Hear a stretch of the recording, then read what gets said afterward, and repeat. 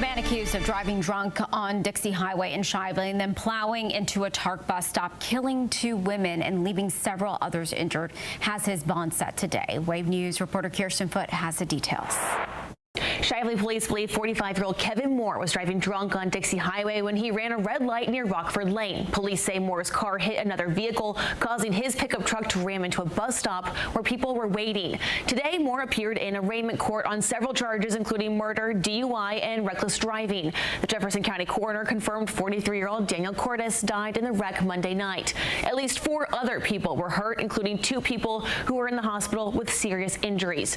Today, Moore entered a not guilty plea. The Commonwealth argued his bond should be set at $1 million, while his defense attorney asked for home incarceration. And take a listen to what the judge had to say. Mr. Blanford, I do not think that's appropriate in this case. I acknowledge that these circumstances are really just heartbreaking.